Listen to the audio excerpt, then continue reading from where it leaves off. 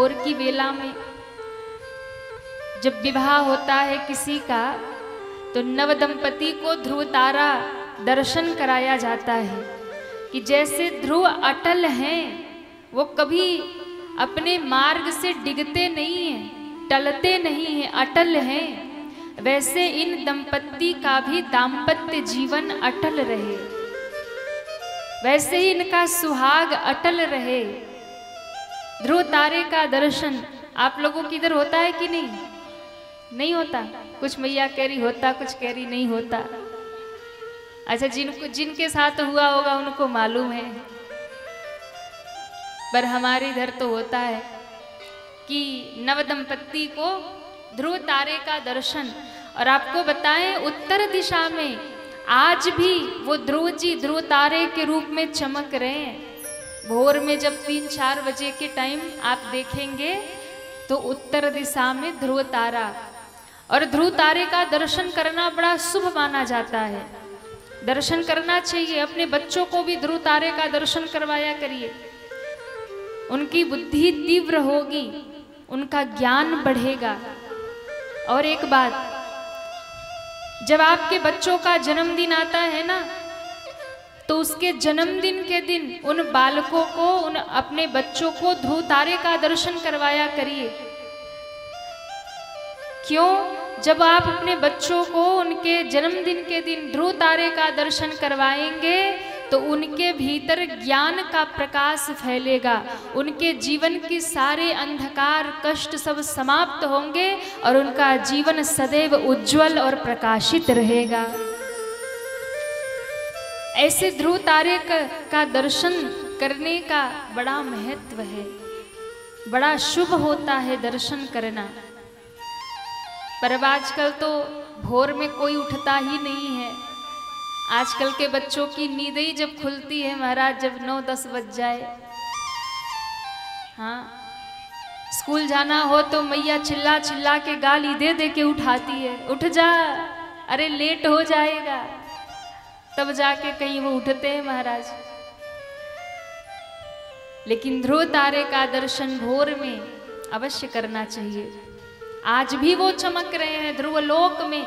ये भक्ति का प्रभाव है, ये भजन का प्रभाव है। जो भक्त होता है ना, वो अमर हो जाता है। जितने भी भक्तों की कथा हम सुनते हैं, वो कब के धरती को छोड़कर चले गए, लेकिन आज भी उनका नाम लिया जाता है, आज भी उनके यशगान गाए जाते हैं। क्योंकि जो भगवान का भक्त होता है वो सदैव के लिए अमर हो जाता है। वो भले ही दुनिया से चला जाए, भगवान की तरह ही उनके भक्तों का भी नाम लिया जाता है। ये भक्ति की महिमा है। आज भी जब जो बड़े बड़े वैज्ञानिक हैं ना, जब उनको दिशा भ्रम होता है तो वो ध्रुव तारे से ही दिशा निर्धारित करते हैं कि दिशा किधर है। ध्रुव तारा जिधर भी होगा उधर उत्तर दिशा मान ली जाती है, और फिर उसी के हिसाब से समझ लेते हैं कि पूरब, पश्चिम और दक्षिण किधर है। आज भी बड़े बड़े वैज्ञानिक शोध करते हैं, जब उन्हें भ्रम होता है। ये जितने भी विमान उड़ाए जाते हैं ना, ये सब ध्रुव तारे को ही केंद्र में रख के उड़ाए जाते। ये है भक्ति की महिमा, ध्रुव जी की महिमा ये है, ध्रुव तारे की महिमा ये है। आज भी वो उत्तर दिशा में टिमटिमा रहे हैं, चमक रहे हैं। उनके भक्ति की वो आभा है महाराज। 6 महीने में 5 वर्ष की अवस्था में भगवान का दर्शन किया उन्होंने, और फिर पूरे जीवन भगवान की भक्ति करते रहे। आगे कथा आती है महाराज अंग की कथा। इन्हीं के कुल में आगे चलकर एक राजा हुए, महाराज अंग, जिनके यहाँ एक वेन नामक बेटा हुआ। बड़ा ही नास्तिक था, बड़ा ही उपद्रवी था। एक बार महाराज वेन जो था, उसके अत्याचार से क्रोधित होकर ब्राह्मणों ने हुंकार भरी, और हुंकार भरते ही उस वेन को अपने तपोबल से समाप्त कर दिया। जैसे ही वो समाप्त हुआ, देखिए इतना नास्तिक था कि महाराज अंग बेटे से दुखी होकर के वन में चले गए, घर छोड़कर चले गए। ऐसा बेटा हुआ तो महात्माओं ने उसे दंड दिया, हुंकार भरी और तपस्या से भस्म कर दिया। अब समस्या ये है कि उसके कोई पुत्र नहीं था, तो अब राजा के बिना तो फिर राष्ट्र का कल्याण नहीं हो सकता, कोई न कोई तो राजा चाहिए। तो क्या करे, उस वेन के ही शरीर का मंथन किया महात्माओं ने, ब्राह्मणों ने, और उसके शरीर का ही जब मंथन किया तो उसी से ही मथ करके एक पुत्र प्रकट हुआ, जिसका नाम रखा पृथु। बोलिए पृथु जी महाराज की जय हो। ये पृथु जी कौन है? भगवान के 24 अवतारों में एक अवतार है पृथु जी महाराज। ये भगवान ये ऋषियों के द्वारा प्रकट हुए। उस समय जब वेन ने जब सारे धर्म यज्ञ अनुष्ठान सब बंद करवा दिया था, तो धरती श्रीहीन हो गई थी। धरती पे कुछ बचा नहीं था, ना अन्न था, ना धन था, कुछ भी नहीं था। एकदम पूरी पृथ्वी समाप्त हो गई थी, श्रीहीन हो गई थी, धन धान्य से हीन हो गई थी। तब महाराज पृथु ने पृथ्वी को गऊ बना करके उस पृथ्वी का दोहन किया, और उन्होंने ही 7 द्वीप बसाए, और महाराज पृथु के नाम पे ही आज धरती का नाम पृथ्वी पड़ा। ये भगवान नारायण के ही अवतार थे। ऐसे महाराज पृथु की कथा आई। उसके बाद पुरंजनोपाख्यान है, बड़ा सुंदर उपदेश उसका है। फिर महाराज नाभि की कथा आई, जिनके यहाँ स्वयं भगवान ऋषभ देव के रूप में प्रकट हुए। बोलिए ऋषभ देव भगवान की जय हो। और इन्हीं के वंश में आगे चल करके श्री जड़ भरत जी की कथा आती है। महाराज जड़ भरत की कथा, इनको 3 जन्म लग गए भगवान को प्राप्त करने में, क्योंकि घर द्वार छोड़ करके गए थे तपस्या करने। एक हिरण का बच्चा पाल लिया, उसी में मन लग गया, मृत्यु हुई तो अगला जन्म हिरण का हो गया। फिर शरीर छूटा, फिर अगला जन्म एक ब्राह्मण के घर में हुआ। पिता ने बहुत उन्हें कर्मकांड आदि सिखाने का प्रयास किया, नहीं सीख पाए, तो नाम ही रख दिया जड़ भरत नाम पड़ गया। जड़ भरत जी पूरे जीवन मौन रहे, कभी कुछ बोले नहीं। लेकिन एक बार हुआ कि जब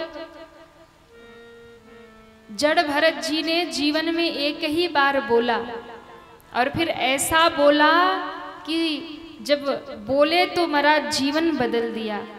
ऐसे महाराज जड़ भरत की कथा आई। राजा रहुगढ़ को उपदेश किया।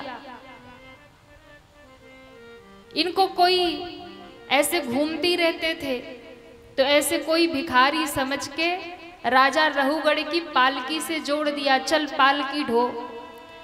पालकी ढोते ढोते जा रहे थे, रास्ते में कोई जीव जंतु आए, कोई चींटी भी दिख जाए तो उछल जाए। अब पालकी में बैठे राजा का सर ऊपर पालकी से टकराए, तब राजा क्रोध में इनको उल्टा सीधा बोलने लगा। तब इन्होंने पालकी रख करके उपदेश किया, और फिर ऐसा उपदेश किया कि राजा रहुगढ़ उतर कर चरणों में गिर गए महाराज। ऐसे जड़ भरत जी की कथा आई। इसके बाद 28 प्रकार के नरकों का वर्णन किया है। नरक 28 प्रकार के बताए, और नरकों का वर्णन जब कर रहे हैं, ऐसे भयंकर भयंकर नरकों का वर्णन किया। राजा परीक्षित ने कहा, गुरुदेव एक बात बताइए, नरक में जाता कौन है? तो कहा, जो कभी भगवान का नाम नहीं लेता, माँ नहीं मात पिता नहीं देवा, साधु न सन करवा वहीं सेवा। जो माता पिता गुरु को नहीं मानते, जो धर्म को नहीं मानते, जो भगवान को नहीं मानते, जो पाप करते हैं, जो कभी भगवान का नाम नहीं लेते, जो कथा नहीं सुनते, जो माता पिता गुरु का आदर नहीं करते, ऐसा जीव नरक में तो जाएगा और कहाँ जाएगा। जो अपराध करते हैं, पाप करते हैं, वो अपना पाप धोने के लिए नरक में जाते हैं। तो नरक से पाप तो कभी कभी अनजाने में भी हो जाता है। ऐसा नहीं कि जानबूझ के ही पाप करें, अनजाने में भी पाप होता है। हम लोग गृहस्थी हैं, घर के काम धाम करते हैं, बहुत सारे जीव नष्ट हो जाते हैं। घर की साफ सफाई करो, आप कहीं जा रहे, पैर के नीचे चींटी दब गई, घर में झाड़ू लगा रहे, बहुत सारे जीव जंतु चले गए, मर गए, हम ध्यान नहीं देते, उसका भी पाप बनता है, उसका भी पाप लगता है। आप पाप जानबूझ के करो या अनजाने में करो, पाप लगेगा ही लगेगा। तो परीक्षित जी ने पूछा कि गुरुदेव, जब जानबूझ के पाप हो तब तो चलो हम जान रहे हैं कि पाप हुआ है, पर अनजाने में जो पाप बनता है, क्या उसके कारण भी नरक जाना पड़ता है? बोले बिल्कुल जाना पड़ता है। तो महाराज, अनजाने में जो पाप हो जाए उससे बचना है तो हम क्या करें? तो कहा, उससे यदि बचना है तो बस एक उपाय है, और वो है भगवान का नाम। जो हर एक कार्य करते समय, आप जैसे गाड़ी चला रहे, रास्ते में चलते जा रहे, अचानक से कोई जीव आ गया गाड़ी के नीचे, आपने ये नहीं सोचा कि मैं इसे मार दूं, पर वो मर गया, पाप तो उसका भी लगेगा। तो उसके प्रायश्चित के लिए भगवत नाम सुमिरन बताया है, जप बताया है। उस समय भगवान के नाम का जप यदि आप करो और प्रभु से क्षमा याचना करो तो उस पाप से आप बच सकते हो। अनजाने में यदि जीव हत्या हो गई तब तो आप बच सकते हो, पर जानबूझकर अगर कर रहे हो तो उसका तो फिर दंड मिलेगा ही मिलेगा। तो क्या भगवान का नाम लेने से ही व्यक्ति पाप से मुक्त हो जाता है? बोले बिल्कुल हो जाता है। किसी का हुआ है उद्धार नाम लेकर के? कहा बहुतों का हुआ है। एक कथा सुनाई अजामिल की। एक ब्राह्मण थे, पंडित जी थे, और कहते हैं एक बार कुसंग में उनकी बुद्धि पड़ गई तो महाराज एक गणिका का संग हो गया, और वो जो एक धर्मात्मा पंडित जी थे वो डाकू बन गए, डाकू अजामिल बन गए। कुछ महात्मा एक दिन उनके घर पधारे। महात्माओं ने रात में ही उनके घर विश्राम किया, और कहते हैं जब महात्मा जाने लगे, महात्माओं को लगा इसका उद्धार कैसे होगा। तो उसकी पत्नी को कहा कि सुनो, हमारी एक बात मान लेना। क्या?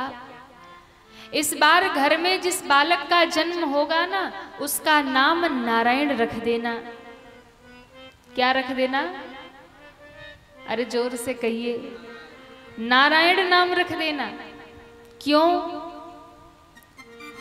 जब ऐसे तो ये बहुत बड़ा डाकू है, भजन करेगा नहीं, भगवान का नाम लेगा नहीं, लेकिन घर में अगर बेटे का नाम नारायण होगा तो फिर भगवान को तो बुलाएगा नहीं, पर बेटे को हमेशा बुलाएगा। भगवान को नहीं बोलेगा लेकिन बेटे को बोलेगा, बेटे को बुलाएगा। और बेटे को ही दिन में अगर 10 बार बोला कि बेटा नारायण ये कर, बेटा नारायण इधर आ, नारायण ये कर, नारायण वो कर, इसी बहाने कम से कम इसके मुंह से भगवान का नाम निकलेगा और इसका उद्धार हो जाएगा।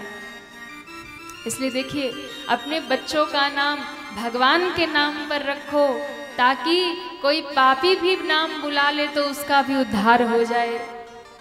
हाँ, ये चिंकू पिंकू टिंकू रखने से कुछ नहीं मिलने वाला। ये सब नाम मत रखा करो, कुछ अच्छा सा नाम रखा करो जिसमें भगवान का भी स्मरण हो जाया करे। ऐसा नाम रखा करो अपने बच्चों का कि चलो ऐसे तो भगवान का नाम याद नहीं करते, कम से कम बच्चे को बुलाएंगे, उसी बहाने नाम लेंगे। एक बार एक जगह हमने कह दिया कि ऐसे करो, एक मैया ने कहा महाराज सुनो सुनो, क्या मान लो बेटे का नाम भगवान के नाम पे रख दिया, अब फिर गाली देना हुआ तो उसको गरियाएंगे कैसे? हमने कहा धन्य हो मैया, ऐसी नौबत ही ना आए कि गाली देना पड़े।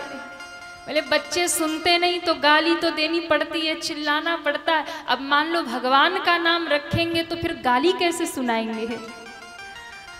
ने कहा इसका तो कोई उपाय नहीं है, पर एक उपाय है कि क्या कदाचित भगवान के नाम पर बेटे का नाम रख लो तो उसका जीवन पर असर पड़े और ऐसा समय ही ना आए कि उसे गाली देकर ही बुलाना पड़े। हाँ, तो कई बार लोग विचित्र प्रश्न भी लेकर आ जाते हैं कि गाली देना होगा तो कैसे बुलाएंगे, अब कोई और नाम होगा तो खूब जम के गाली देंगे, पर भगवान का नाम होगा तो फिर गाली भी नहीं दे पाएंगे। अब महाराज महात्मा चले गए और बेटे का नाम रख दिया नारायण। था तो डाकू, पर अपने बेटे से बहुत प्रेम करता था, छोटा बेटा बड़ा दुलारा, दिन भर उसी को बुलाता रहता, दिन भर उसी का नाम लेता रहता, दिन भर जहां से कहीं से आए बेटा नारायण कहाँ गए, बेटा नारायण इधर आ, बेटा नारायण ये कर। महाराज अनजाने में ही भगवान का नाम ले रहा था, बेटे का ही नाम बुला रहा था, पर था तो भगवान का नाम। अंतिम समय आ गया, यमदूतों ने गले में फंदा डाला और कहते हैं जैसे ही यमदूतों ने गले में फंदा डाला इसे बड़ा कष्ट हुआ, और जब कष्ट हुआ तो इसने पुकारना शुरू कर दिया, पुकारना शुरू किया, बेटा नारायण मुझे बचाओ, बेटा नारायण मुझे बचाओ। और कहते हैं जैसे ही पुकारा कि बेटा नारायण मुझे पुकारो, बेटे ने तो सुना नहीं, बेटा तो पास आया नहीं, पर ये आवाज पहुंच गई मेरे भगवान के पास, और उसी समय भगवान के पार्षद प्रकट हो गए, भगवान के पार्षद प्रकट हो गए।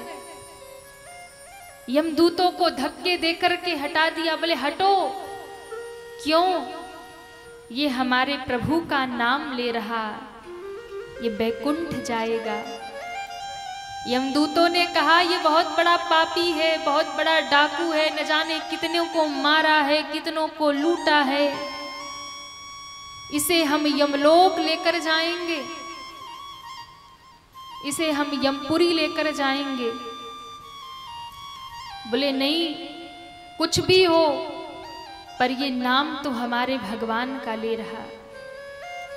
अंतिम समय जो भगवान का नाम लेगा वो भगवान के धाम जाएगा।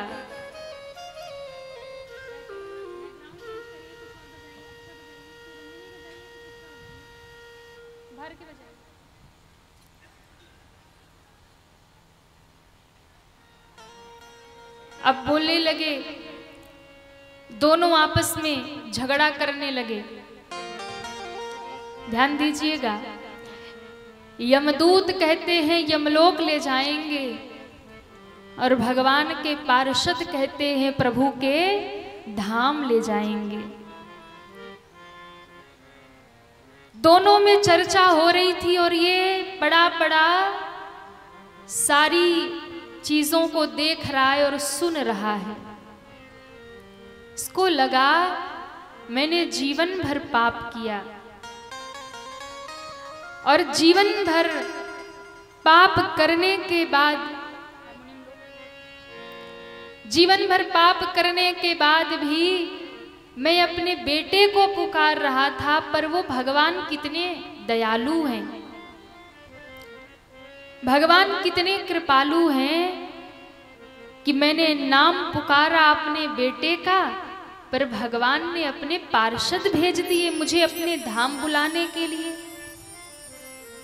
यदि मैंने सच्चे भाव से कभी भगवान को पुकारा होता, जितना अपने बेटे से प्रेम किया, जितना अपने बेटे को पुकारा, यदि उतना मैंने भगवान को पुकारा होता उतना भगवान को याद किया होता तो आज मेरे सामने मुझे लेने के लिए स्वयं नारायण भगवान प्रकट हो जाते, स्वयं भगवान प्रकट हो जाते।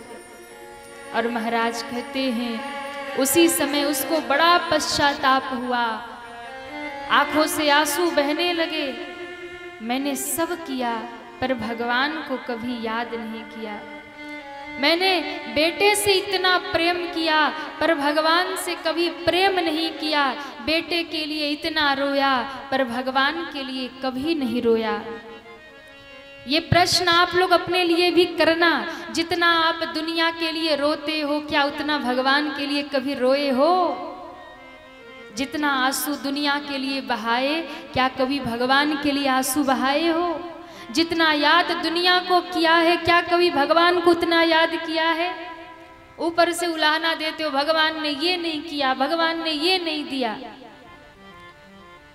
वो आंसू बेकार है जो संसार के लिए तुमने बहाए, वो आंसुओं का कोई मोल नहीं है जो दुनिया के लिए चले गए। आंसू मूल्यवान वो है जो भगवान के लिए निकला करते हैं महाराज।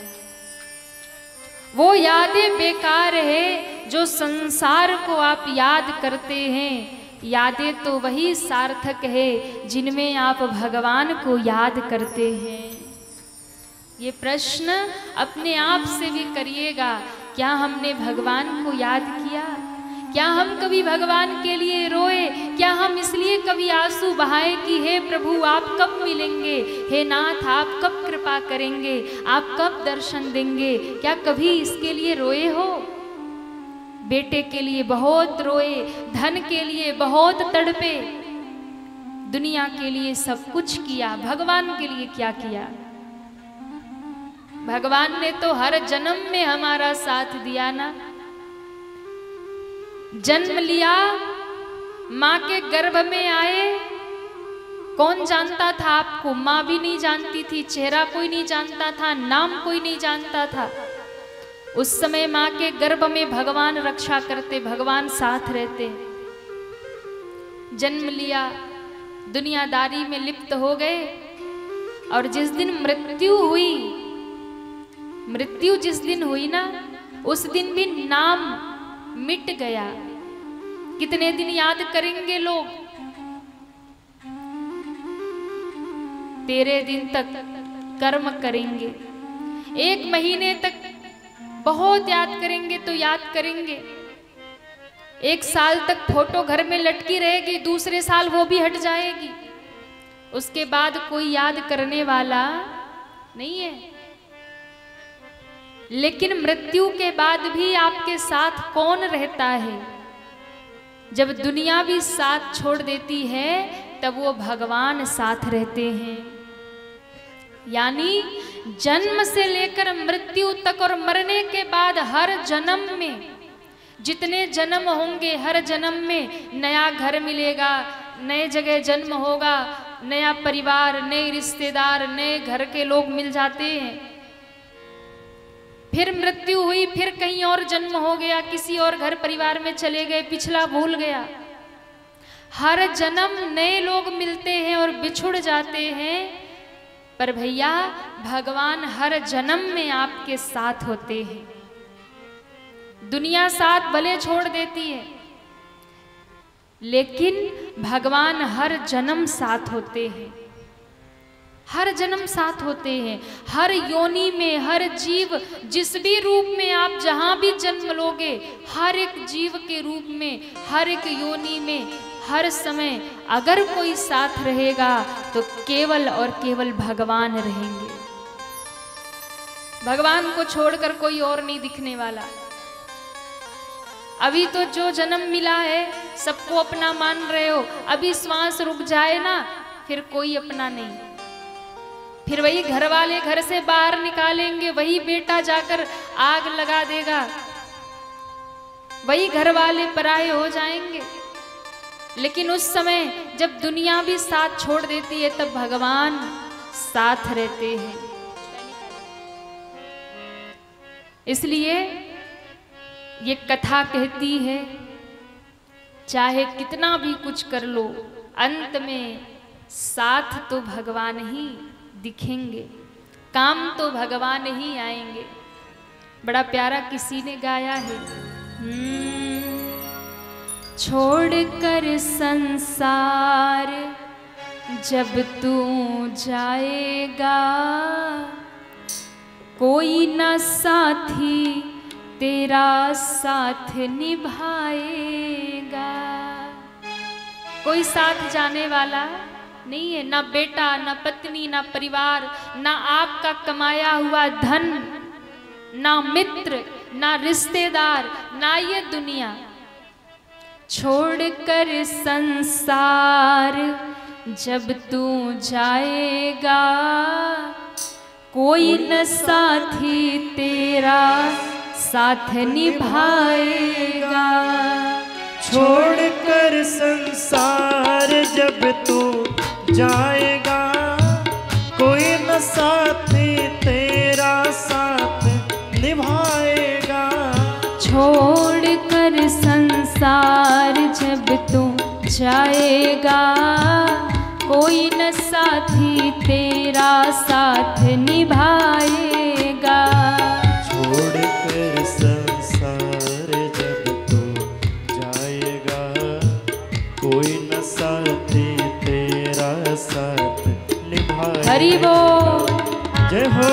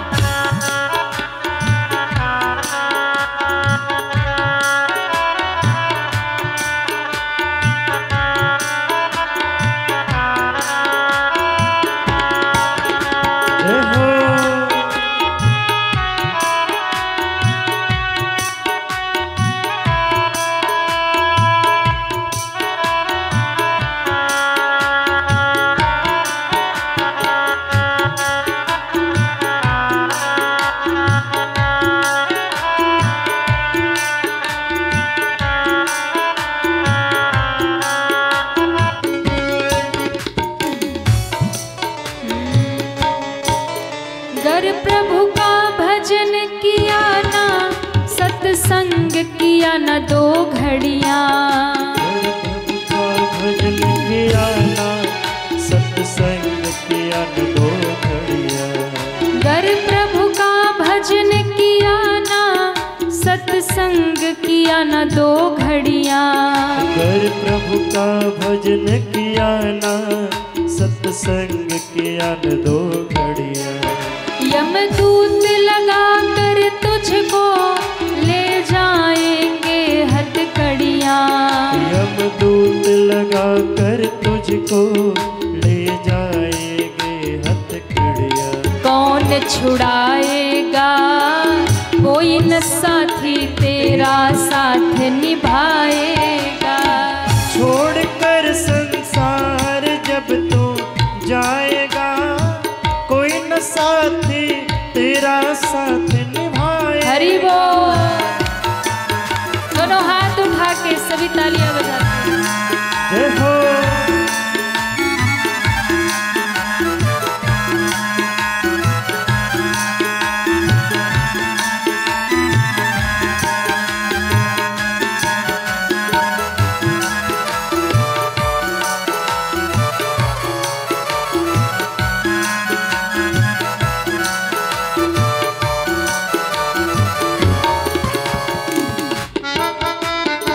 हरि बोल,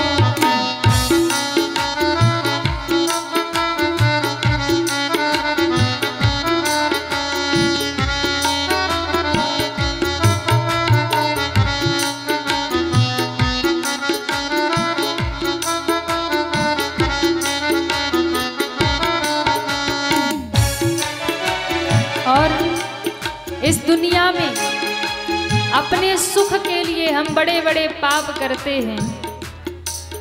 इस पेट भरने की खातिर तू पाप कमाता निस दिन। इस पेट भरन के खातिर तू पाप कमाता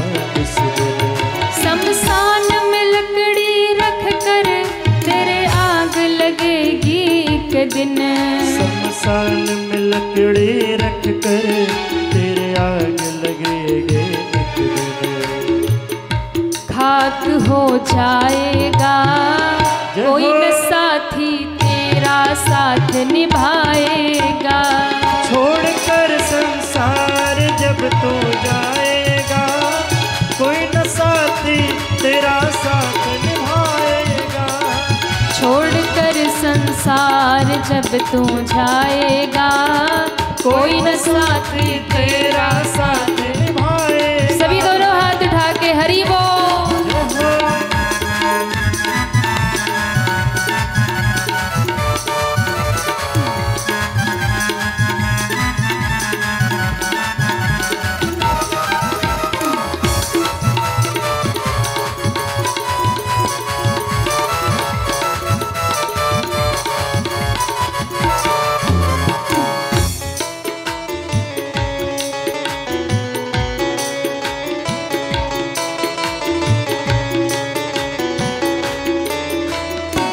इसलिए सारी कथा का सार, भागवत का भी सार यही है। क्या? क्यों करता मेरा मेरा यह दुनिया रैन बसेरा। क्यों करता मेरा मेरा यह दुनिया रैन बसेरा। क्यों करता मेरा मेरा ये दुनिया रैन बसेरा। क्यों करता मेरा मेरा यह दुनिया रैन बसेरा। यहाँ कोई न रहना पाता है चंद दिनों का डेरा। यहाँ कोई न रहने पाता है चंद दिनों का डेरा। यहाँ कोई न रहने पाता है चंद दिनों का डेरा। यहाँ कोई न रहने पाता यह चंद दिनों का डेरा। हंस उड़ जाएगा। दोनों हाथ ऊपर करिए सभी पीछे तक। हंस उड़ जाएगा कोई न साथी तेरा साथ निभाएगा। संसार जब तू जाएगा कोई न साथी तेरा साथ निभाएगा। छोड़कर संसार जब तू जाएगा कोई न साथी तेरा साथ निभाएगा। छोड़कर संसार जब तू जाएगा कोई न साथी तेरा साथ निभाएगा। कोई न साथी तेरा साथ निभाएगा। कोई न साथी तेरा साथ निभाएगा। कोई न साथी तेरा साथ निभाएगा। कोई न साथी तेरा साथ निभाएगा। कोई न साथी तेरा साथ निभाएगा। गर प्रभु का भजन किया ना सत्संग किया न दो घड़िया। गर प्रभु का भजन किया ना सत्संग किया न दो घड़ी। ऐसे नहीं, दोनों हाथ ऊपर करिए सभी। अच्छा, ये उनके लिए नहीं है जो कथा में आए हैं, ये उनके लिए है जो कथा में। हाँ, उठाओ पूरे हाथ। अरे कर प्रभु का भजन किया ना सत्संग किया न दो घड़ियां। कर भजन किया ना सत्संग किया न दो घड़ियां। यमदूत लगा कर तुझको ले जाएंगे हथकड़ियां। यमदूत लगा कर तुझको ले जाएंगे हथकड़ियां। उस समय कौन छुड़ाएगा, कौन छुड़ाए, कोई न साथी तेरा साथ निभाए। पूरे पूरे हाथ ऊपर करिए सभी। जाएगा कोई न साथी तेरा साथ निभाएगा। छोड़ कर संसार जब तू कोई न साथी तेरा साथ निभाएगा। इसलिए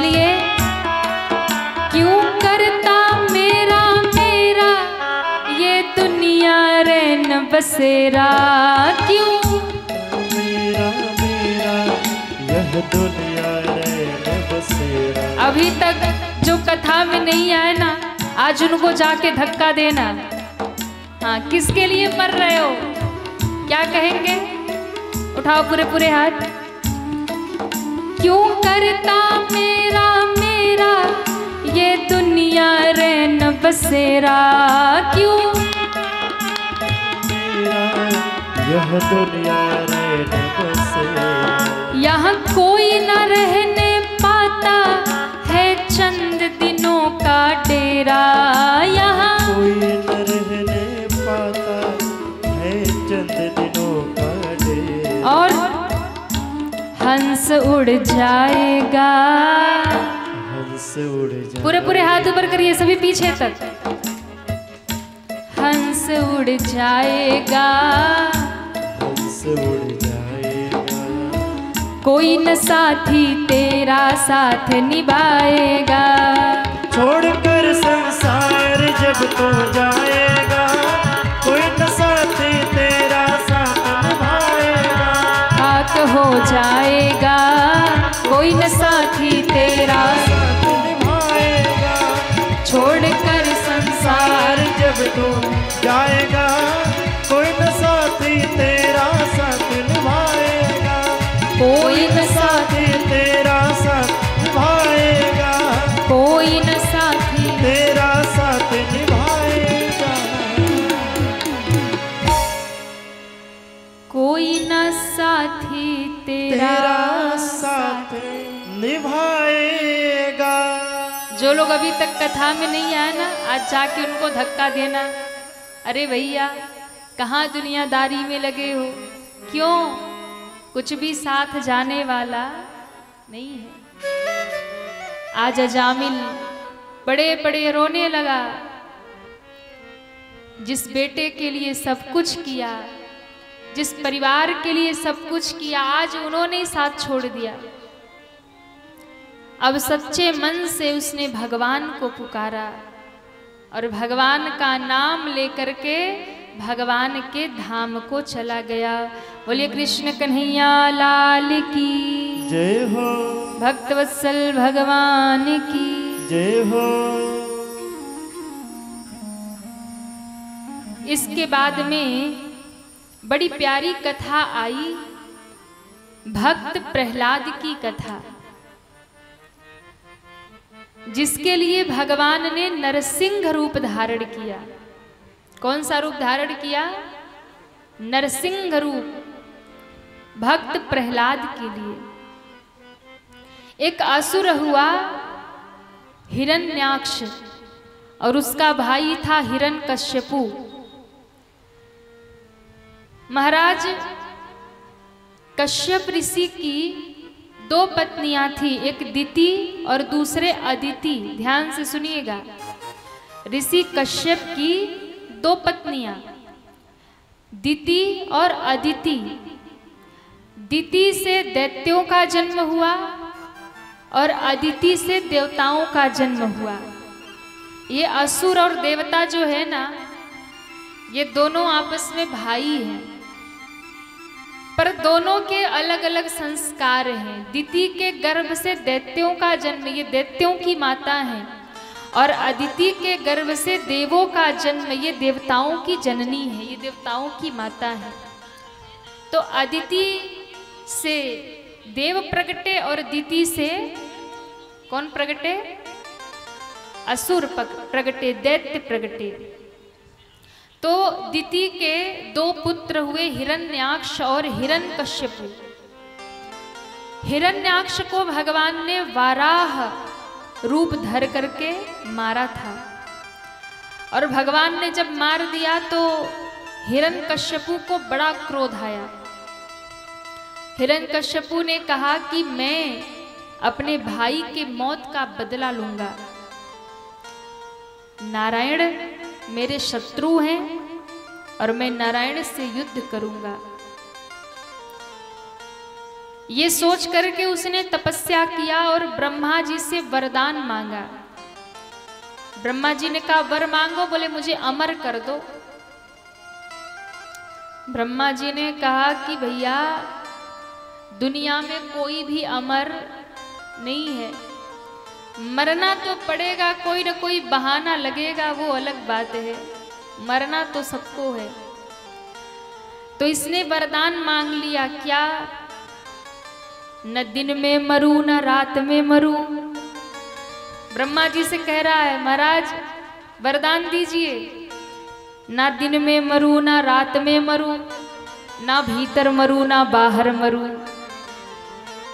बड़ा अनोखा वरदान मांग रहा है, ना ऊपर मरूं ना नीचे मरूं, ना अस्त्र से मरूं ना शस्त्र से मरूं, ना मनुष्य से मरूं ना पशु से मरूं।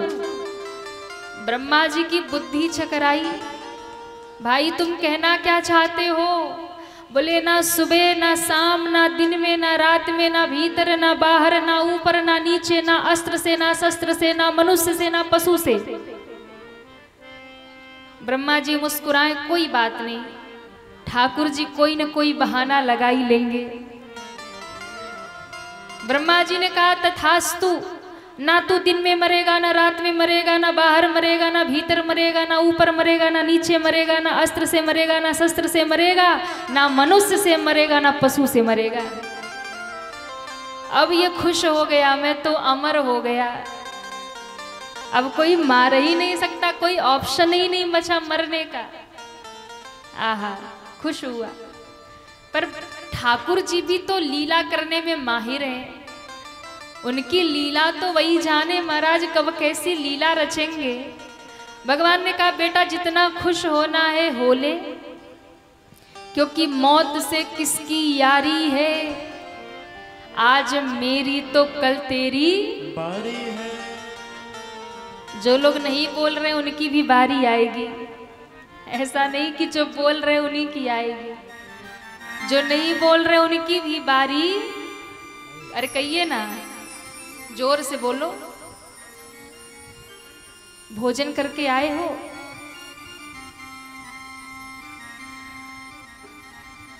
अच्छा बताओ, यहां कितने लोग हैं जो अमर हैं? वो हाथ उठाएं। हाँ देखो, 2-4 मैया उठा रही।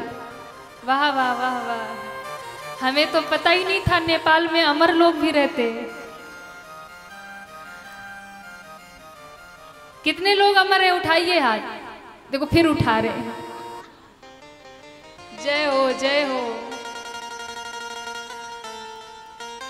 क्या बात है, हमें तो पता ही नहीं था शंभू जी कि आपके यहाँ इतने लोग अमर हैं। जय हो। अच्छा, हमको लग रहा जब अमृत भगवान वितरित कर रहे होंगे ना, उस लाइन में ये लोग बैठे रहे होंगे, अमृत पान करके बैठे हैं। वाह भैया, जब भगवान धरती पे आए ना, तो जाना तो धरती छोड़कर भगवान को भी पड़ा। तो हम और आप तो इंसान हैं,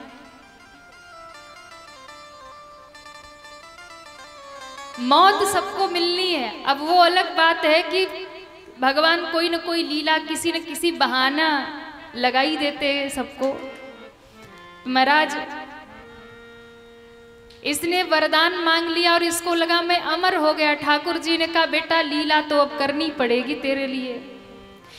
इसी के घर में एक पुत्र का जन्म हुआ, लेकिन संयोग ये हुआ कि जब ये तपस्या करने गया, तो उस समय जब ये तपस्या करने चला गया तो इंद्र ने इसकी पत्नी कयादु का हरण कर लिया। गर्भ में बालक था, इंद्र ने सोचा मार दूंगा तो कम से कम असुर का बेटा, फिर असुर एक और तैयार होगा, कम से कम उससे छुट्टी मिल जाएगी।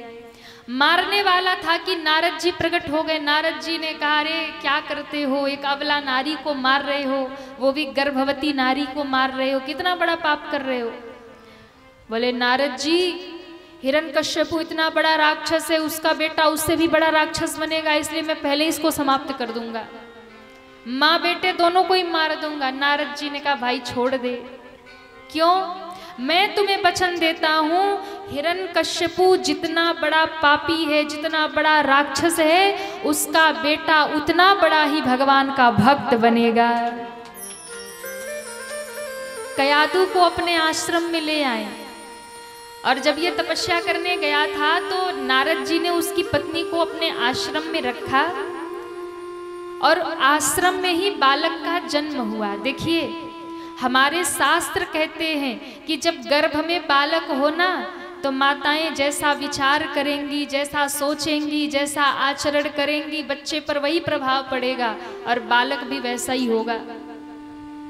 इसलिए अगर चाहते हो कि अच्छी संतान हो, भगवत भक्त हो, तो जिस समय गर्भ में बालक हो, माताओं को कलह नहीं करना चाहिए, झगड़ा नहीं करना चाहिए, अपशब्द नहीं कहना चाहिए, दुखी नहीं रहना चाहिए, प्रसन्न रहना चाहिए, भगवान का भजन करना चाहिए, ज़्यादा से ज़्यादा भगवान का चिंतन करना चाहिए, सत्संग सुनना चाहिए। क्यों? आप जो करेंगे वही प्रभाव बालक पर पड़ेगा।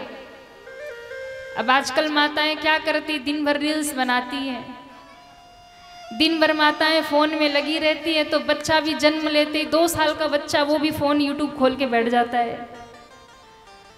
और मैयाएं बड़े गर्व से कहती हैं, देवी जी अभी 2 ही साल का है, यूट्यूब चला लेता है। हमने कहा वो गर्व से ही तो सीख के आया है। हाँ, अभिमन्यु ने तो माँ के गर्भ में महाराज उन्होंने विद्या सीख ली, चक्रव्यूह का भेदन करना माँ के गर्भ में अर्जुन सुना रहे थे, सुभद्रा सुन रही थी, गर्भ में अभिमन्यु जी सुन रहे थे और माँ के गर्भ में ही उन्होंने चक्रव्यूह तोड़ना सीख लिया। लेकिन जब निकलने वाली विद्या बता रहे थे उस समय माँ सो गई और वही मृत्यु का कारण बना। महाभारत के युद्ध में अभिमन्यु ने चक्र भेद तो दिया पर उससे बाहर नहीं निकल पाए। आप सोचिए कि कितना बड़ा प्रभाव हमारे शास्त्र का प्रमाण है, कोई झूठ बात नहीं है, कोई बनावटी बात नहीं है। जैसी संतान चाहते हो वैसी भावना रखो।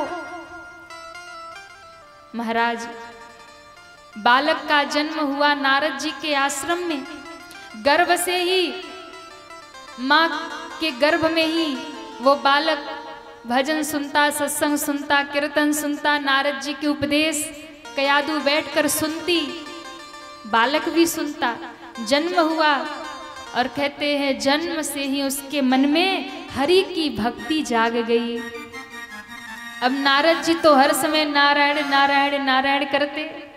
बच्चे ने जन्म लिया और जब बच्चे ने जन्म लिया तो सबके मन में प्रसन्नता हो गई, सबके मन को आह्लाद हुआ। और कहते हैं उसी समय नारद जी ने उस बच्चे का नाम रखा, नामकरण किया, जिसके जन्म लेने से ही सबके मन में आह्लाद हो रहा। आह्लाद यानी प्रसन्नता, आनंद।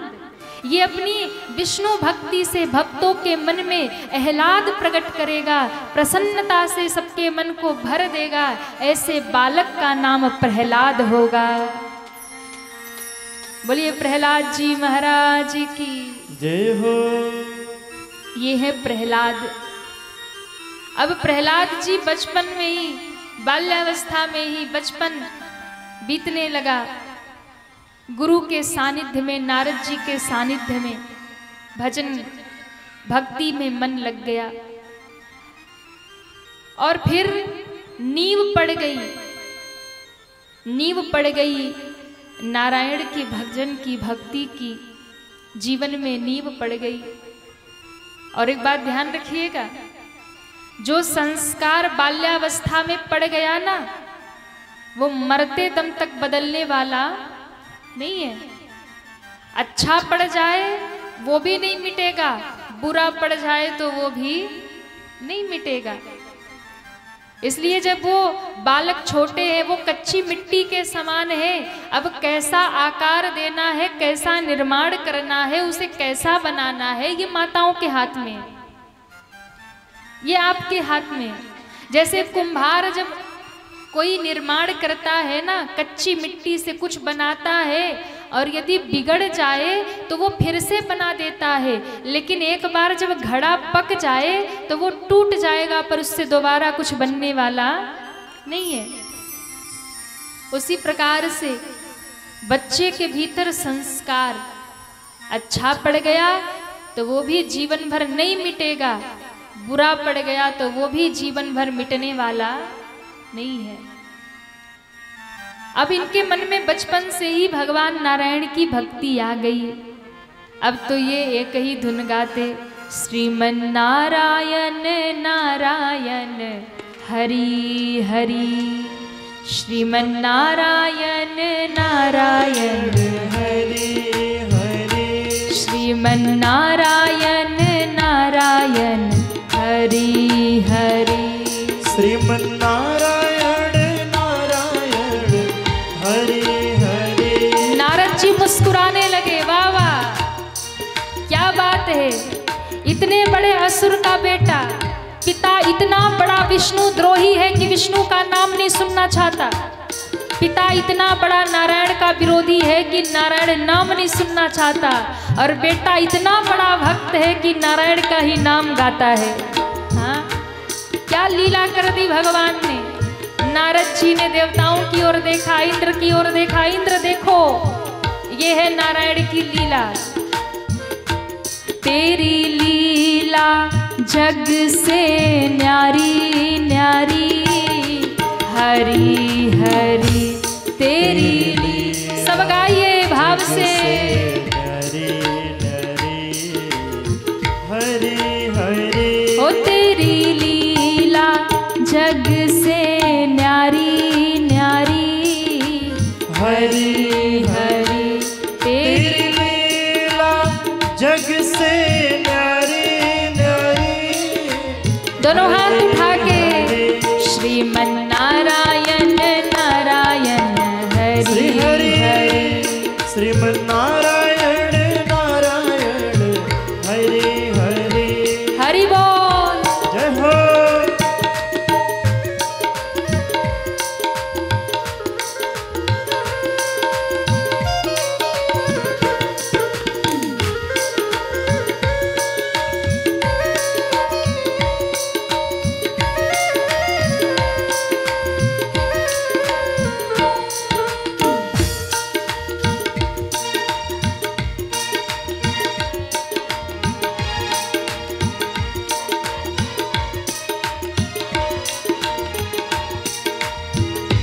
तेरी लीला जग से न्यारी न्यारी, हरि हरि तेरी लीला जग से न्यारी न्यारी, हरि हरि तेरी लीला जग से न्यारी न्यारी, हरि हरि तेरी लीला जग से न्यारी न्यारी।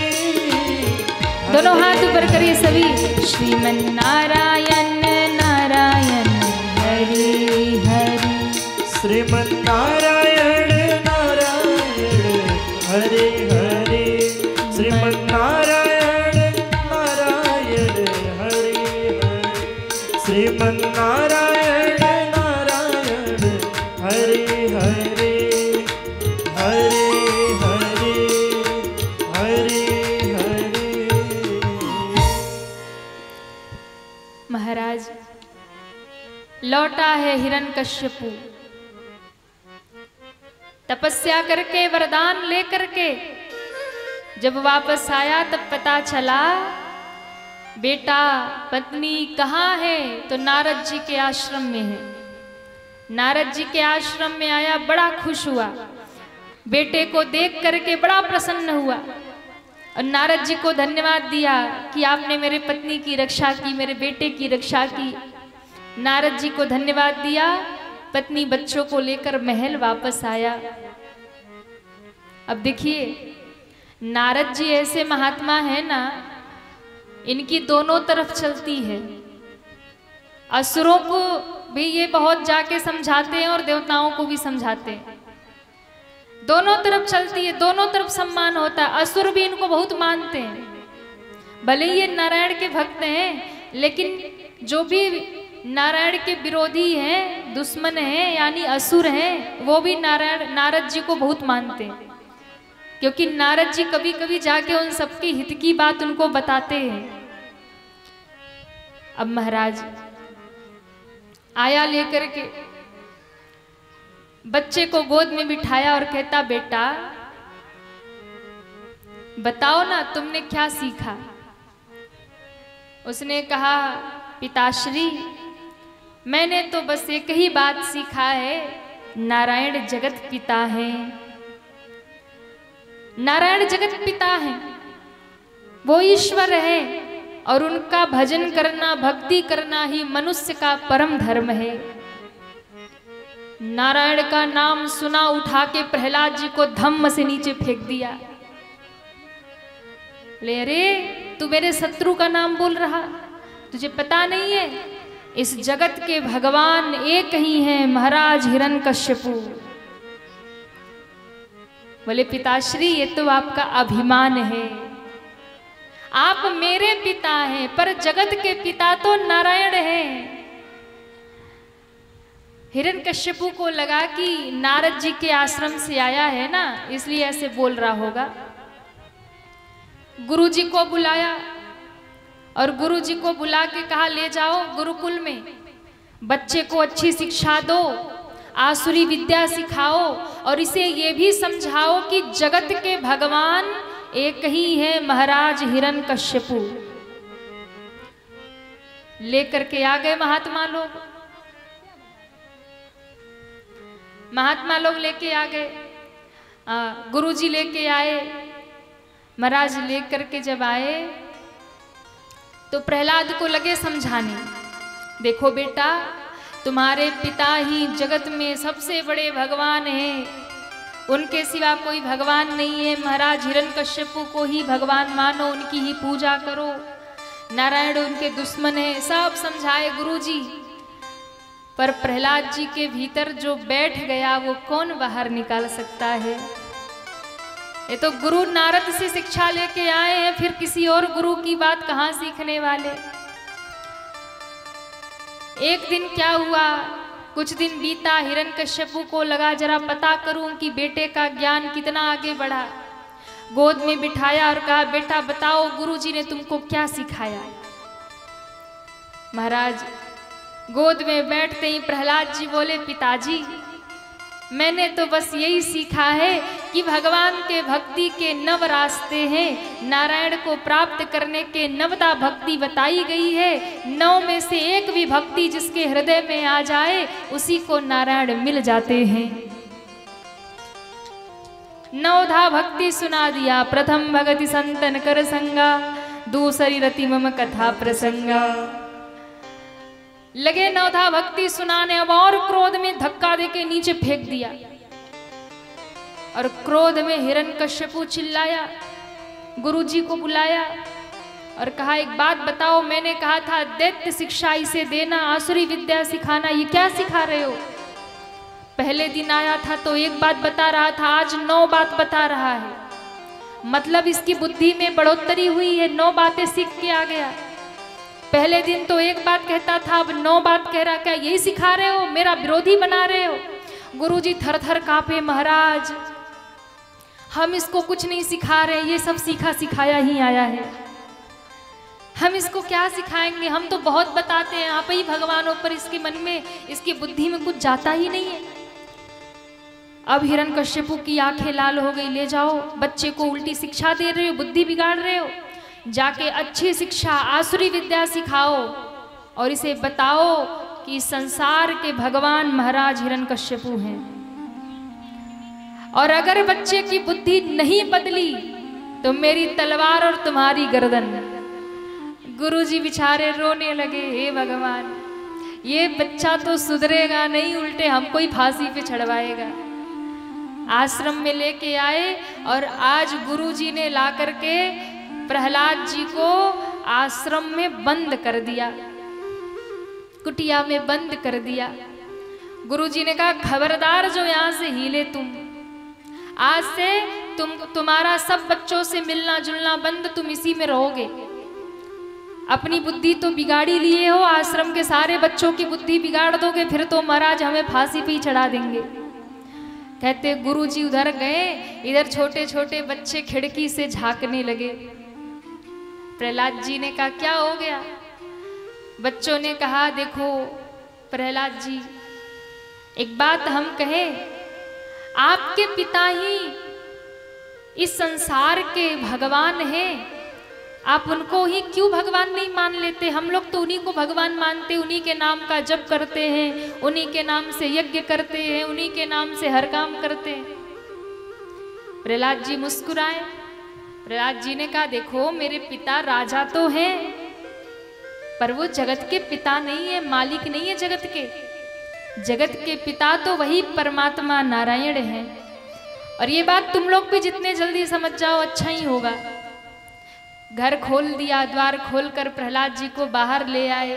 बोले देखो तुम्हें गुरुजी कष्ट देते हैं, दंड देते हैं, तो हमें अच्छा नहीं लगता। एक बात बताओ, तुम दिन रात नारायण नारायण नारायण बोलते हो, क्या मिलता है? अरे छोड़ दो नारायण का नाम, अपने पिताजी का नाम जपो, अपने पिता को ही सब कुछ मानो। नारायण नारायण करने से क्या मिलता है?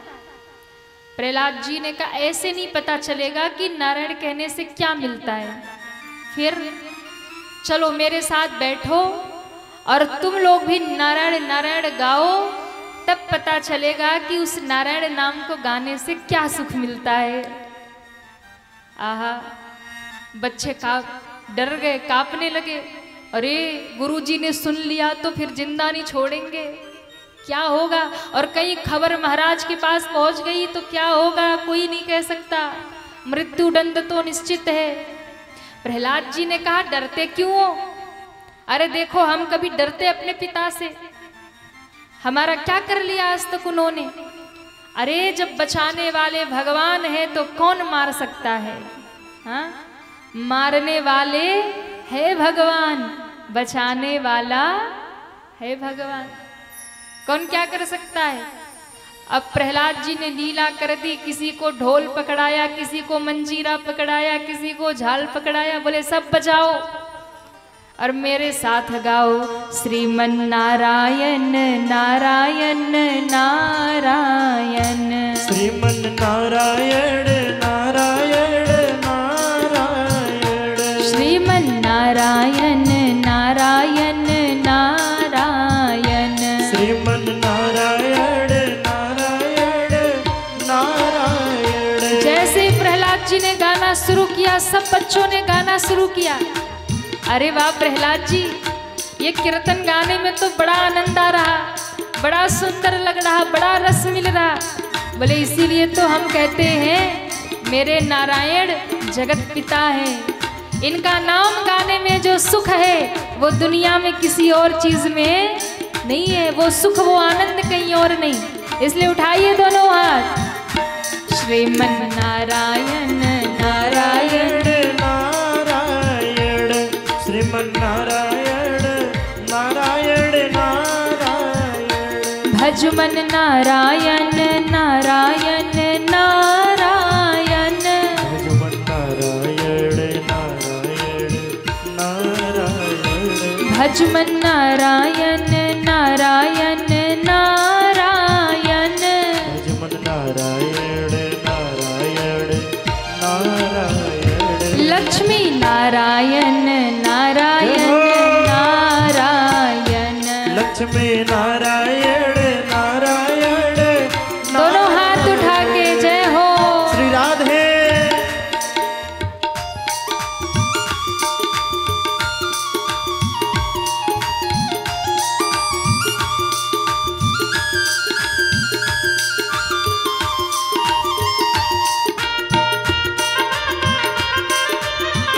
हरि बोल।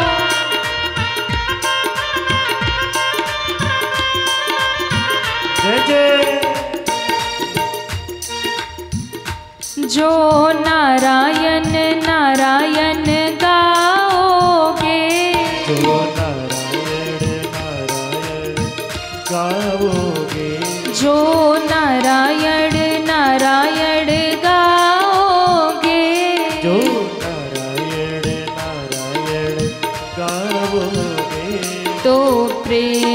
पदार्थ पाओगे, तुम प्रेम पदार्थ पाओगे, तो प्रेम पदार्थ पाओगे, तो प्रेम पदार्थ पाओगे।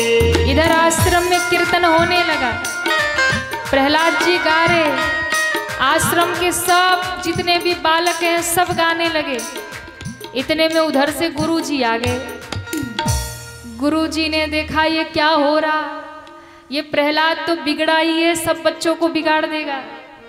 गुरुजी ने चिल्ला के कहा, प्रहलाद रुक जाओ, रुक जाओ, चुप हो जाओ। पर प्रहलाद जी अपनी धुन में श्रीमन नारायण नारायण नारायण। गुरुजी दौड़े, प्रहलाद को पकड़ा, बोले रुक जा, चुप हो जा। लेकिन जैसे ही प्रहलाद जी को पकड़ा ना, ऐसा भक्ति का करंट लगा, ऐसा करंट लगा कि गुरुजी भी सुध बुध भूल कर बैठ गए। श्रीमन नारायण नारायण नारायण, श्रीमन नारायण नारायण श्रीमन नारायण नारायण नारायण श्रीमन नारायण नारायण नारायण। महाराज गुरुजी भी बैठकर गाने लगे और कहते हैं आवाज पहुंची हिरण्यकश्यपु तक, सूचना पहुंची। सैनिकों ने कहा महाराज पता चल गया प्रहलाद की बुद्धि बिगाड़ने वाले गुरुजी ही हैं। आज पता चल गया। क्यों? चल के देख लो, आश्रम के बच्चे भी वही गा रहे हैं, आपके दुश्मन का नाम गा रहे हैं और वो भी गा रहे हैं।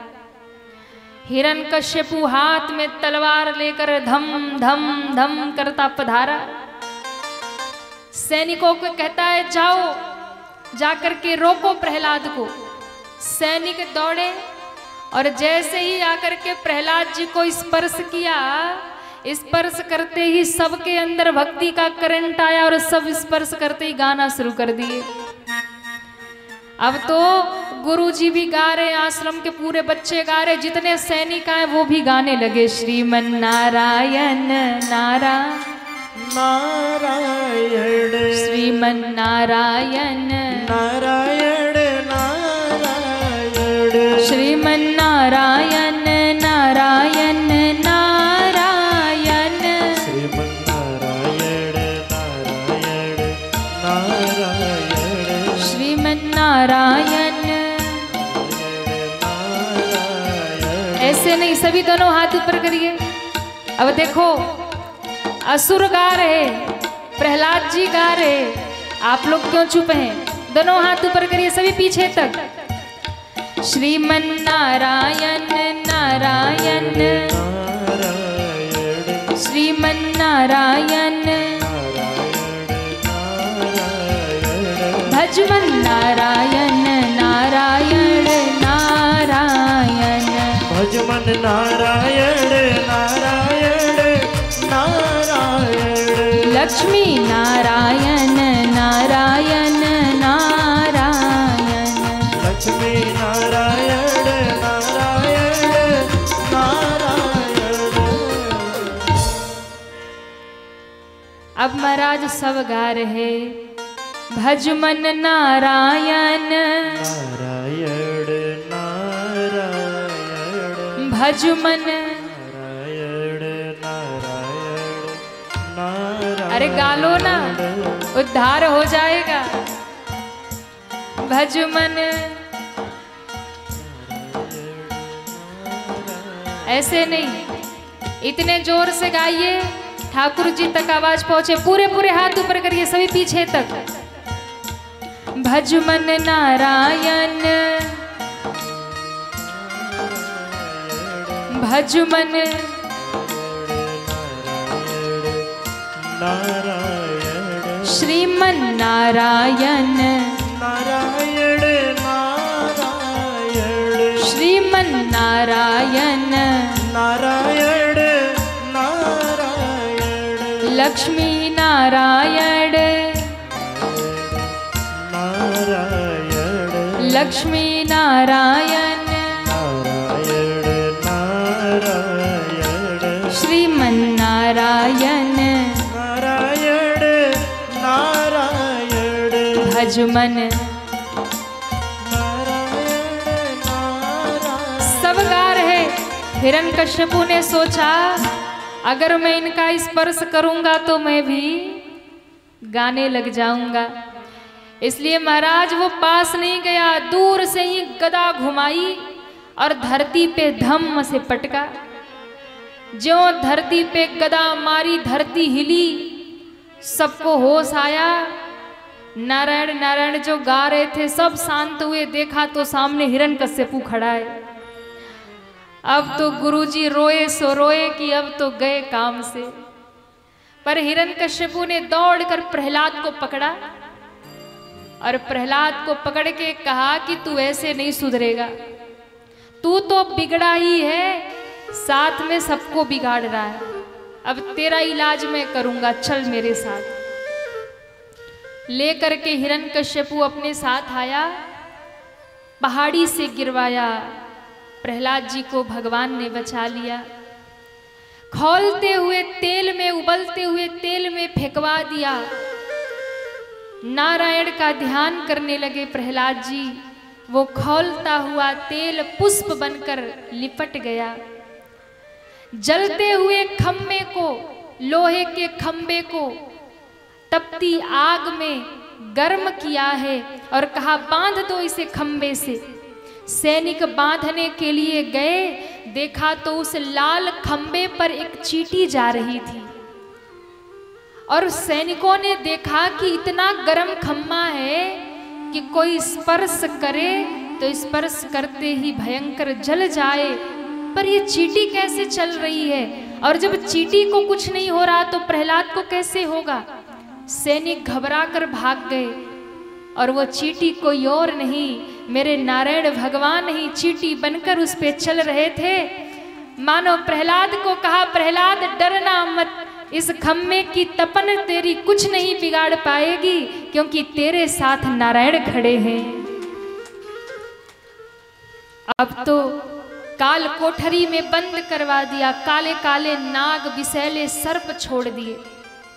प्रहलाद जी ने आंख बंद किया और कहा, ये काले काले नाग मेरे नारायण ही तो हैं। बैठ कर लगे काल कोठरी में कीर्तन गाने, श्रीमन नारायण नारायण नारायण। नागों ने अपना स्वभाव छोड़ दिया, नाग भी नाचने लगे। महाराज कीर्तन गाने लगे प्रहलाद जी और नाग नाचने लगे। सैनिकों ने कहा, महाराज इसका कुछ नहीं हो सकता, हमने सब उपाय कर लिया, मरता ही नहीं है। और कहते हैं उस दिन बहुत चिंता में हिरण्यकश्यपु बैठा था। अपनी पत्नी कयादु को कहा, खीर बना के लाओ। खीर बना के ले आई कयादु, और खीर बना के लाई तो उसमें जहर मिलाया और कहा, तूने कुल के कलंकी को जन्म दिया है, आज तू अपने हाथ से अपने बेटे को खीर खिला के आ, ये जहर खिला के आ। कयादु रो पड़ी, महाराज मैं अपने बेटे को अपने हाथ से जहर खिलाऊं? एक माँ के लिए इससे बड़ी दुविधा और क्या हो सकती है? पति कह रहा बेटे को जहर दे दो। कयादु रो पड़ी, आपको जो करना है करिए, पर मैं अपने बच्चे को अपने हाथ से जहर नहीं खिलाऊंगी। बोले, खिलाना तो तुझे जहर पड़ेगा कयादु, तूने ही उसके संस्कार बिगाड़े हैं। वो मेरे दुश्मन का नाम लेता है, वो मेरे दुश्मन के ही समान, नारायण के ही समान मेरा दुश्मन मेरा बेटा प्रहलाद है। रोते हुए कयादु आई है और हाथ जोड़ करके भगवान नारायण का ध्यान किया। हे नारायण, तुमने मेरे बेटे को हर दुख से, हर कष्ट से, हर संकट से बचाया है।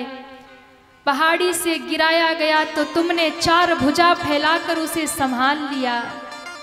अग्नि में डाला गया तो तुम पुष्प बनकर के लिपट गए। जलते हुए खम्बे पर चींटी बनकर के आ गए कि बेटा डरना मत, इस चींटी का कुछ नहीं बिगड़ता तो तेरा क्या बिगड़ेगा। नागों के रूप में भी आप ही प्रकट होकर उसकी रक्षा किए। हे नाथ, आज इस विष को भी अमृत बना देना, मेरे बेटे की रक्षा कर लेना। और विष खिला दिया, विष अमृत बन गया। प्रहलाद जी को कुछ नहीं हुआ। कई दिन भूखे प्यासे कारागार में छोड़ दिया।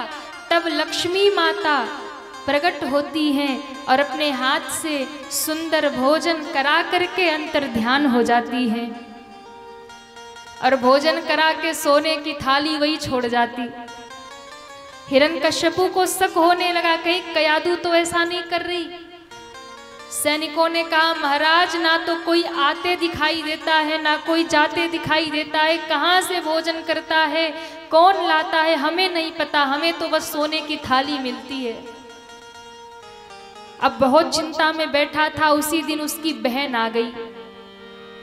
बहन आ गई यानी प्रहलाद जी की बुआ आ गई। बुआ जी, वैसे कई बुआ लोग बड़ी खतरनाक होती हैं।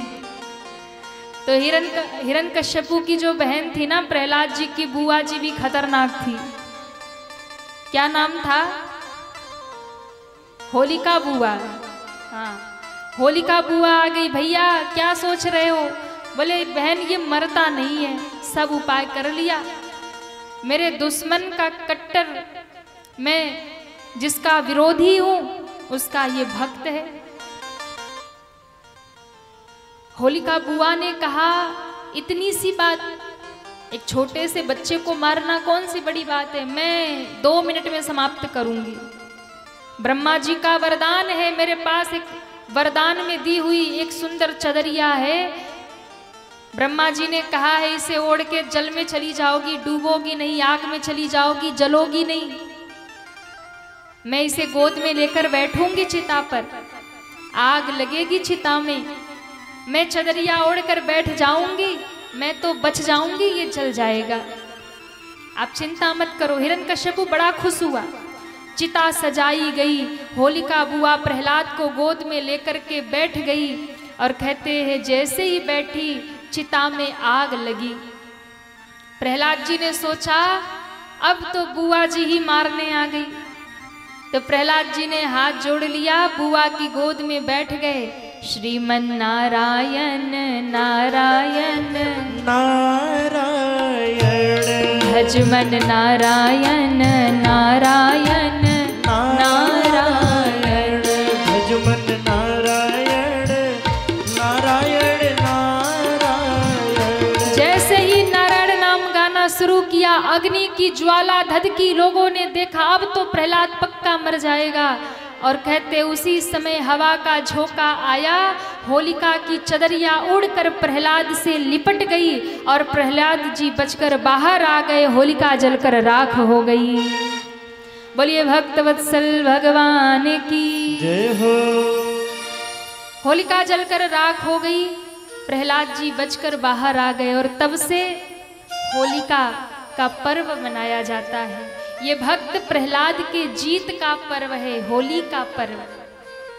पहले दिन होलिका दहन होता है और दूसरे दिन रंगों की होली होती है। आपको पता है होली कहाँ से शुरू हुई? यही से शुरू हुई। होलिका जब जल गई, प्रहलाद जी बच के बाहर आ गए, तो जितने भी प्रहलाद जी के मित्र थे ना, वो सब उसी राख को उठाकर एक दूसरे के ऊपर फेंकने लगे, खुशी मनाने लगे।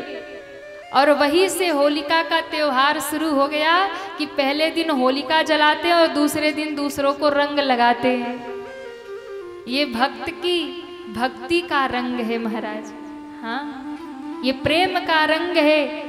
ये होली का पर्व सिखाता है कि भगवान का भजन करने वाला हर परिस्थिति से बच करके बाहर आ जाता है। अच्छा, आधे लोग ताली बजाते और आधे लोग नहीं बजाते, मामला क्या है? अच्छा, कईयों को लगता है कि बगल वाला तो बजा ही रहा, हम आराम से बैठे रहे। हाँ, क्या बड़ी ताली बजाने। जय हो। अब हिरण्यकश्यपु क्रोध में महाराज उठाई गदा, प्रहलाद जी को पकड़ा। बहन की मृत्यु देख करके एकदम पागल हो गया। अरे प्रहलाद, तेरे कारण मेरी बहन होलिका जल गई, अब मैं तुझे नहीं छोड़ूंगा। अब तू बुला अपने नारायण को और बता तेरा नारायण कहाँ है। कहा पिताजी हरि व्यापक सर्वत्र समाना, हर कण में मेरे भगवान है, कहाँ नहीं है? तो क्या इस खम्मे में भी तेरा भगवान है? बोले इस खम्मे में भी मेरे नारायण है। जैसे ही गदा घुमाई और खम्बे पर प्रहार किया, खम्मा फाड़ करके भगवान नारायण नरसिंह रूप धारण करके प्रकट हो गए।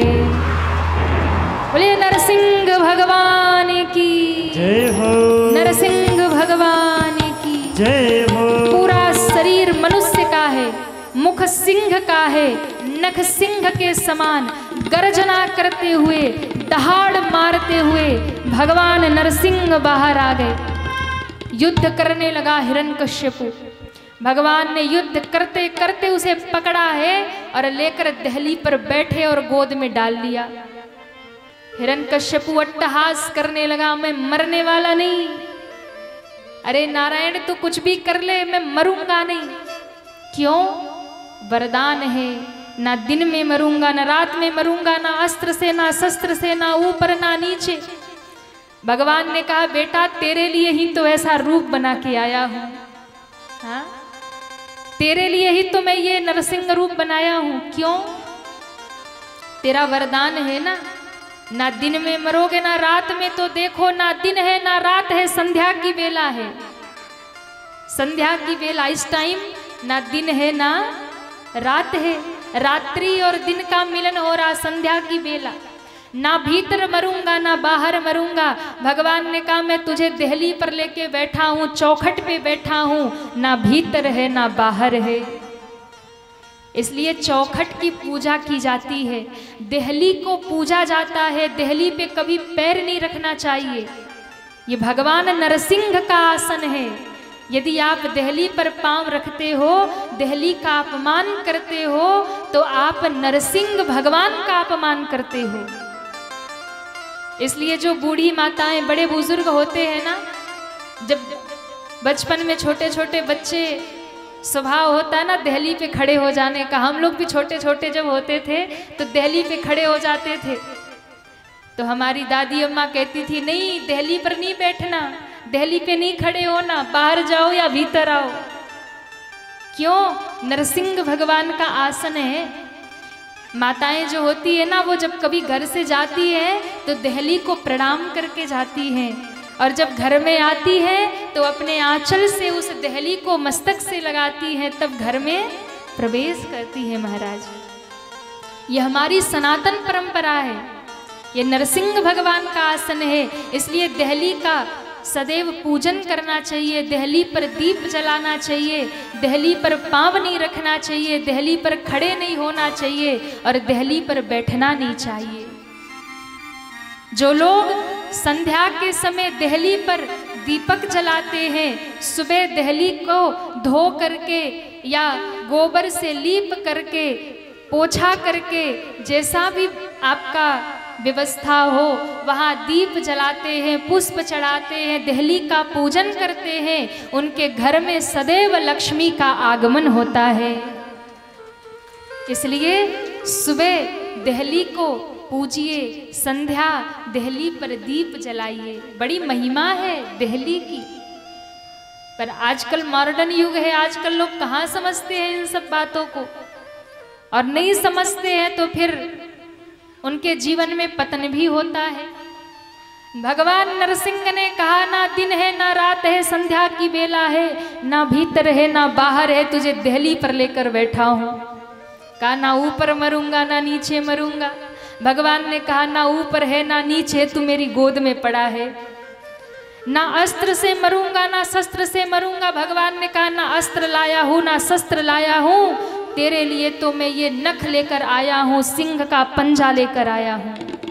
इन्हीं पंजों से तेरा वध करूंगा, ना अस्त्र से मारूंगा ना शस्त्र से मारूंगा।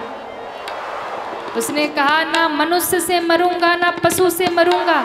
भगवान ने कहा हिरण्यकश्यपु देख मेरी ओर, ना मैं मनुष्य हूँ ना मैं पशु हूँ, आधा नर हूँ आधा सिंह हूँ, मैं नरसिंह हूँ। और इतना कह करके भगवान ने उसको फाड़ा है, उसके पेट को फाड़ कर उसके रक्त का पान किया, उसके अंतड़ियों को निकाल कर गले में डाल लिया और महाराज उसी समय हिरण्यकश्यपु समाप्त हो गया। बोले नरसिंह भगवान की जय हो, नरसिंह भगवान की जय हो। भगवान इतने क्रोध में रक्त का पान करके ऐसा लगता है अब प्रलय हो जाएगा। देवता थर थर कांप रहे, कोई सामने नहीं आ रहा। भगवान बड़े क्रोध में है, कौन मनाए कौन मनाए। नारद जी को लगा, सबने नारद जी को कहा आप तो सबसे बड़े भगत हैं, दिन भर नारायण नारायण करते हैं, आप जाइए ना सामने। नारद जी ने कहा नहीं नहीं भैया, हमें डर लग रहा है, ऐसी दहाड़ मार रहे, क्या भरोसा, हम नहीं जाएंगे सामने, तो कोई उपाय करो। कहा देखो, हमने सुना है संसार का यही नियम है कि श्रीमान जी कितने गुस्से में हो, अगर श्रीमती जी सामने आ जाए तो गुस्सा ठंडा हो जाता है। दुनिया में चाहे कुछ कर ले, श्रीमती के सामने आके तो सभी पानी पानी हो जाते। इसलिए नारद जी ने कहा कि देखो नारायण कितने भी क्रोध में हैं, पर अगर लक्ष्मी जी सामने आ जाएं तो इनका गुस्सा कम हो जाएगा। तो क्या करे, बोले लक्ष्मी जी को ले आओ। भागे भागे बैकुंठ में गए और बैकुंठ में जाके लक्ष्मी जी को कहा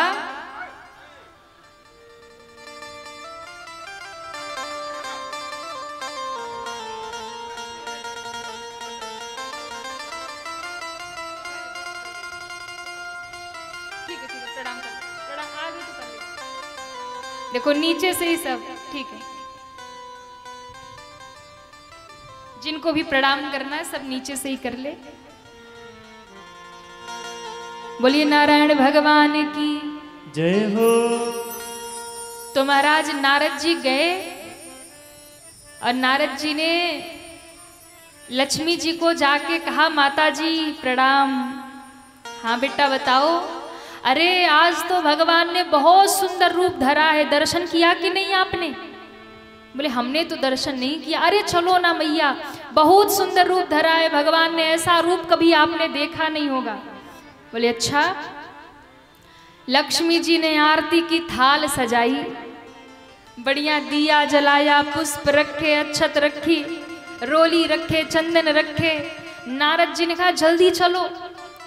अच्छा जैसे ही लक्ष्मी जी आई ना, नारद जी बड़े चतुर है, नारद जी ने कहा आगे से मत जाना, पीछे से जाना। क्यों? अरे इतना सुंदर रूप है, आगे से एकाएक मत देखना, घबरा जाओगी, पीछे से जाना। लक्ष्मी जी को लगा ज्यादा ही सुंदर बन के बैठे होंगे। लक्ष्मी जी पीछे से धीरे से आगे आई और दीप थाली लेकर ओम जय जगदीश हरे, स्वामी जय जगदीश हरे, भक्त जनों के संकट, दास जनों के संकट क्षण में दूर करे। ओम जय जगदीश हरे। मैया ने एक ही लाइन गाया था, ओम जय जगदीश हरे। अभी ऊपर नहीं देखा, नारद जी ने कहा था एकाएक मत देखना, धीरे धीरे देखना।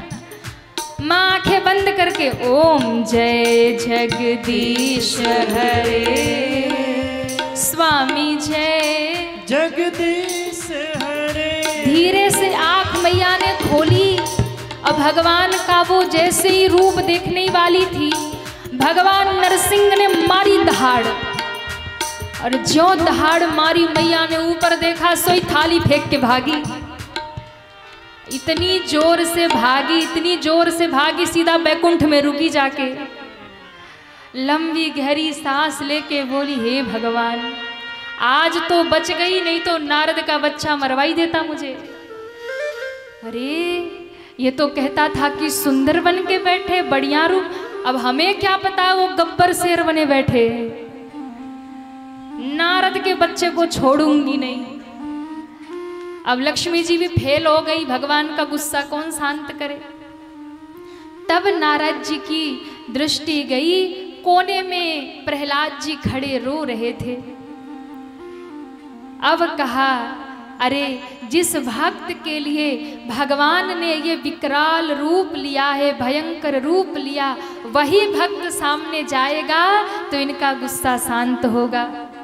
प्रहलाद को पकड़ के सामने ले आए, बेटा जाओ, भगवान ने तुम्हारे लिए ये रूप धरा है, तुम सामने जाओगे तो शांत हो जाएंगे। ज्यों प्रहलाद जी सामने आए, भगवान का क्रोध शांत हो गया। प्रहलाद को गोद में बिठा करके भगवान दुलार करने लगे। देखो, जैसे कोई पशु अपने बच्चे को दुलार करता है तो वो जीभ से चाटता है, वैसे आज भगवान पशु सिंह का रूप लेकर आए हैं, मुख सिंह का है ना। अपने जिह्वा से प्रहलाद का मस्तक चाट करके दुलार कर रहे और कहा, बेटा मुझे क्षमा कर देना। क्यों? तुम्हारे पिता ने तुम्हारे ऊपर इतना अत्याचार किया, मैंने आने में बड़ा देर कर दिया, मुझे क्षमा कर देना। ये है भगवान की कृपा महाराज। हाँ, प्रहलाद जी ने कहा, प्रभु मुझे तो बस एक ही चिंता है, क्या? मेरे पिता को नरक मत भेजना।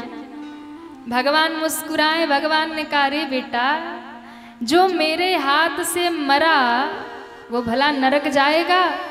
वो तो कब का मेरे धाम चला गया, वो तो कब का बैकुंठ चला गया, उसकी तो गति हो गई।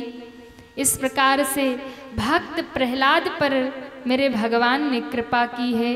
बोलिए भक्त वत्सल भगवान की जय हो, श्री नरसिंह भगवान की जय हो, भागवत महापुराण की जय हो। इसके बाद में कथा आती है, एक हाथी का उद्धार भगवान ने किया। गज के उद्धार के लिए भगवान हरि रूप लेकर आते हैं, ग्राह से गज का भगवान ने उद्धार किया। इसलिए भैया, भगवान को प्रेम से भजने वाला कभी नरक में नहीं जाता। भगवान को भजने वाला वो कभी संकट में नहीं पड़ता।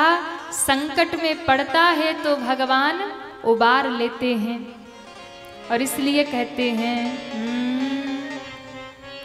तेरी बन जई है गोविंद गुण गाए से, तेरी बन जई है गोविंद गुण गाए से, तेरी बन जई है गोविंद गुण गाए से, तेरी बन जई है गोविंद गुण गाए से, तेरी बन जई है राम गुण गाए से, तेरी बन जई है राम गुण गाए से, राम गुण गाए से, श्याम गुण गाए से, राम गुण गाए से, श्याम गुण गाए से, तेरी बन जई है राम गुण गाए से, तेरी बन जई है राम गुण गाए। दोनों हाथ उठा के हरि बोल। जय हो।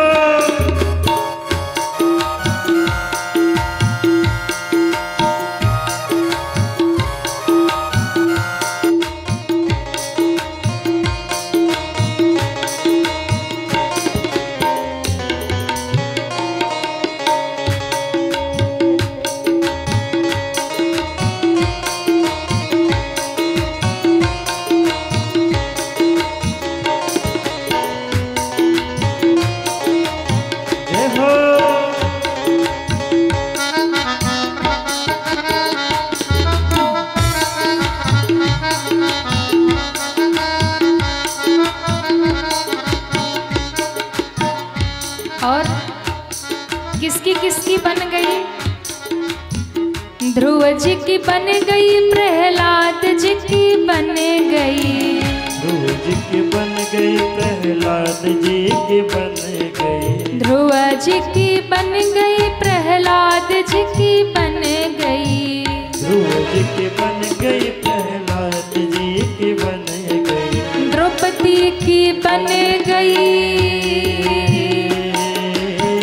द्रौपदी की बन गई, चीर के बढ़ाए से तेरी बन गई है राम गुण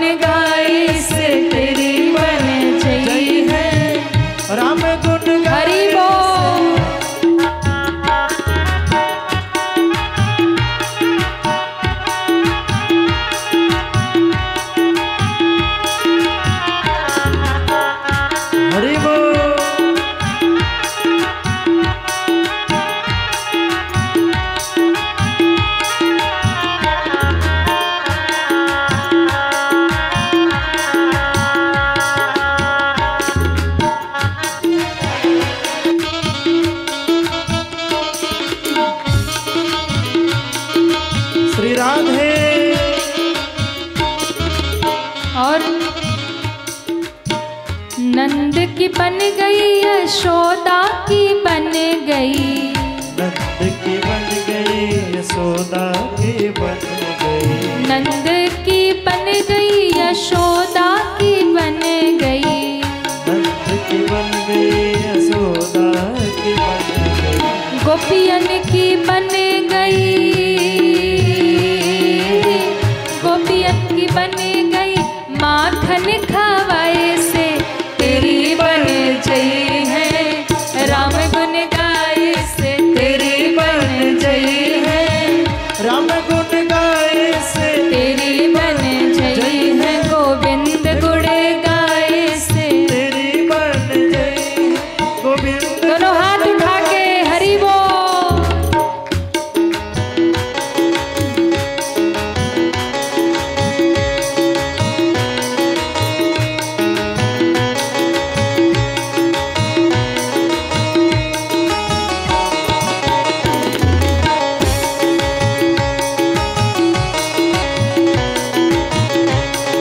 श्री राधे।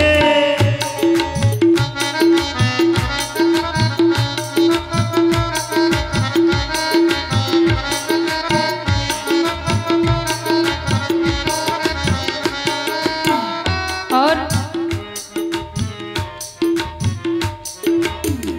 गज की बन गई, गिद्ध की बन गई, गज की बन गई, गिद्ध की बन गई, गज की बन गई, गिद्ध की बन गई, गज की बन गई, गिद्ध की बन गई, केवट की बन गई,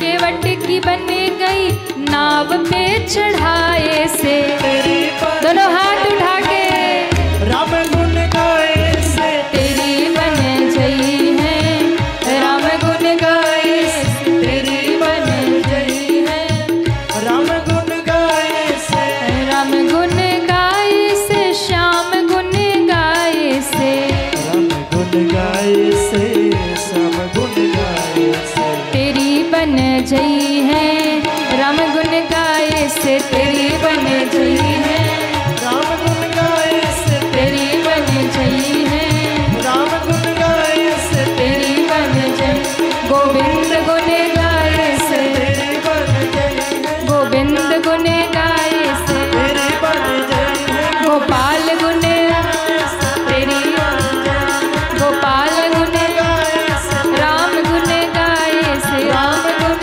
गाए से गोपाल गुण गाए से गोपाल गुण गाए से। बोलिए भक्तवत्सल भगवान की। जय हो। इसके बाद में समुद्र मंथन हुआ, भगवान ने मोहिनी रूप धारण किया, देवताओं को अमृत पिला दिया। और फिर कथा आती है महाराज बलि की कथा।